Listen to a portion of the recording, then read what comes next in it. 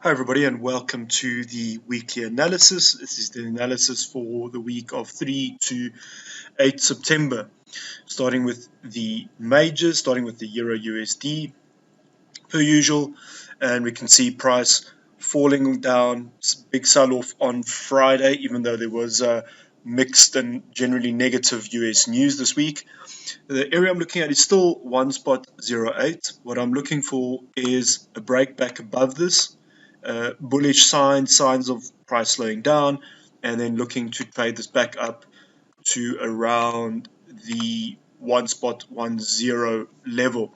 So those of you that were with me with my last analysis would have said looking at this as a bit of a range now.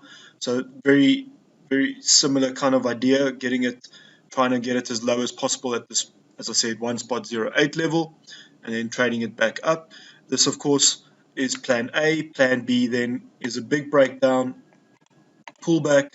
So typical classic M2, breakdown, breakout, pullback, and then looking to short it further. Keep an eye on the Dixie chart. Big positive bullish movement on Friday, as I said, but the negative news last week, I don't foresee it holding or being negative too long. So a bit of a tricky week this week, but looking for clues for either plan A's or plan B. So 1.08, looking to long, playing the kind of rangey move, or alternatively a breakdown, pullback, looking forward to slow down, and then shorting it again.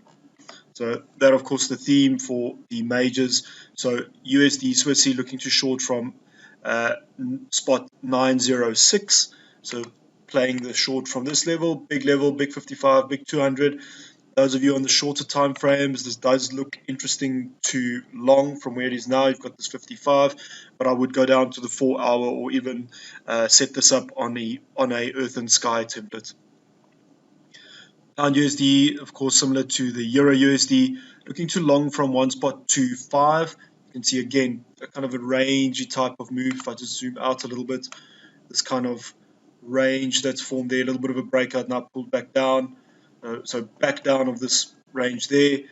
Multiple reasons for the stop, and then as the same as the Euro, breakdown, pullback, plan B, and then looking to short. So 1.25, my kind of line in the sand this week for the Pound USD. Aussie USD, we had this nice little move there. A couple of weeks back, we were looking at spot 6.7, worked very nicely. It was a breakout, pullback, and then the big move down, taking out this low over there. So same idea, spot 6.7. Again, on the shorter time frames, you could look at this 55. It's around the spot 6.56, so spot 6.6 level for short. Again, for me, shorter time frames, even Earth and Sky. So for Earth and Sky, this would be move and then the pullback over there.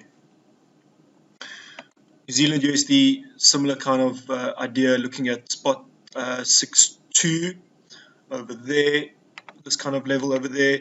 Similar to the Aussie, you could look at this 55 for shorter term trades.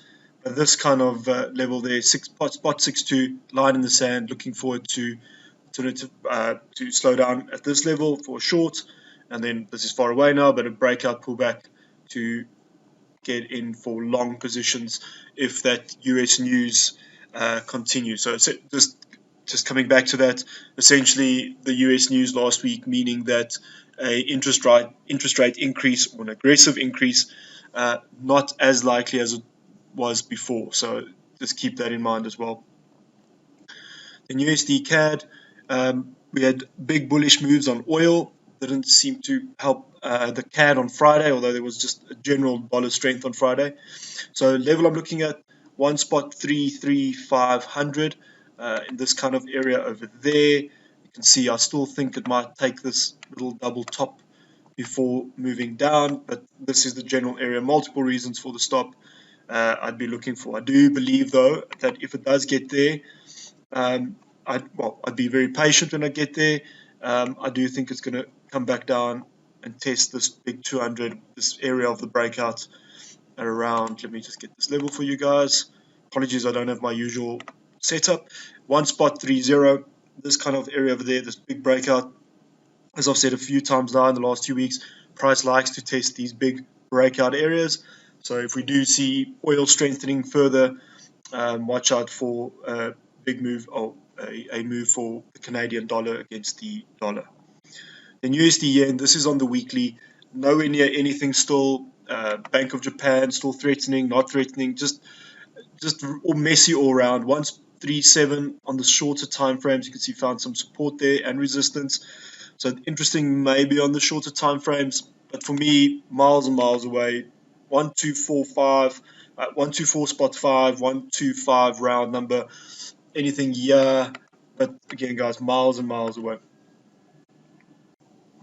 All right, then looking at some of the crosses, starting with the euro pound area, I'm looking at spot 8.6, so anything in this general area. A good candidate for a split entry though. You could look a little bit higher, you could look at 8.64, 8.65. Multiple reasons for the stop, almost I think it's every single reason in the zone now. So stay patient with this one. Expect it to test higher potentially. You can see this area over there. If you look at this candlestick over there and these two over there, big area, so expect it to potentially go a little higher, but this should stick out as the zone to focus on, looking for a short. And of course plan B, if we get a big breakout to the upside for whatever reason, pull back, and we can target some of these structures a little bit higher up.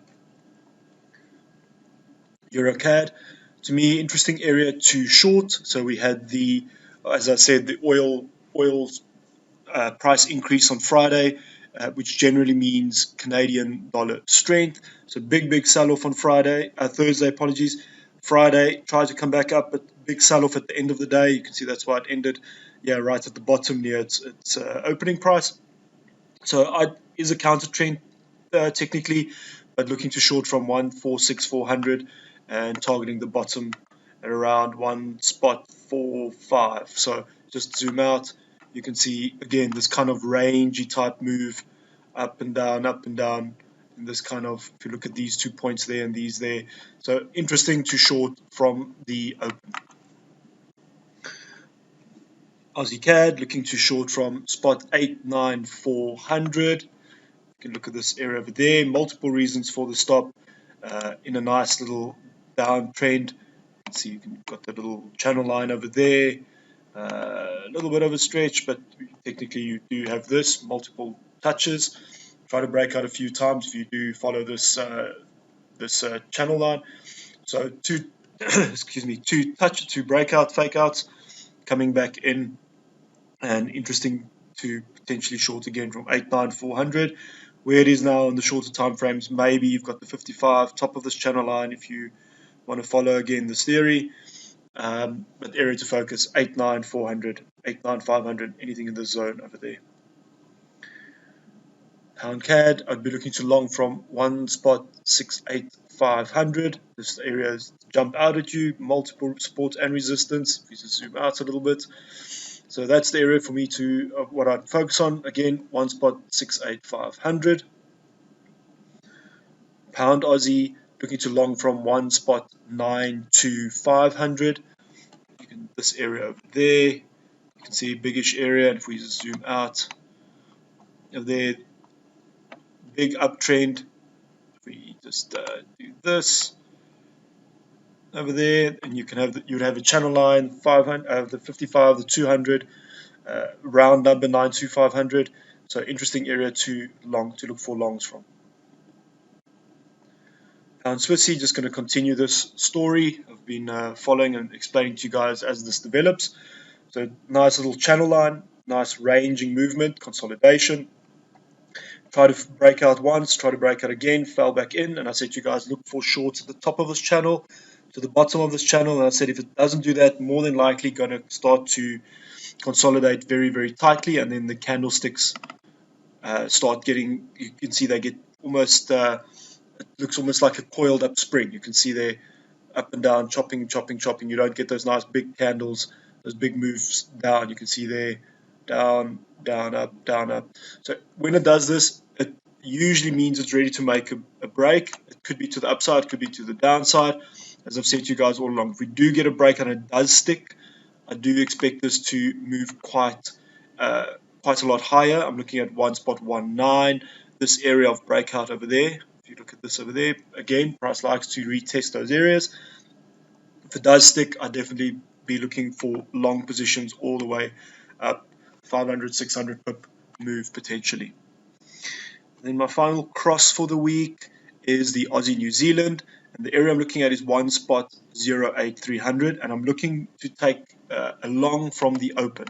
So we had this kind of range and consolidation move, breaks structure to the upside there, and you can see there again tight consolidation. Let me just zoom out again, make it a little bit clearer. So again, looking for that breakout and for price to challenge these two structural areas. This little almost double top formation, a nice logical target. So looking for this price to hit there, and I'm looking at 1.08300 for a long. Multiple reasons for the stop. Nice and higher highs, higher lows. Nice classic uptrend. So looking for that breakout over there. Alright guys, that's me for the week. Apologies, might look a little different. I'm not at my house at the moment, so I'm working from a hotel room. Good luck for the week. I unfortunately can't make it on Tuesday, so I think either Mark or Ashley will take it. But again, stay patient guys. Again, keep your eye on the Dixie chart. It looks bullish now, so we could expect a little bit more dollar strength before that negative news from last week starts filtering through the market. Again, as always, no reason to try and take a lot of trades. 2 or 3 quality trades is all you need in a month. Alright guys, till we speak again, keep well, good luck. Cheers.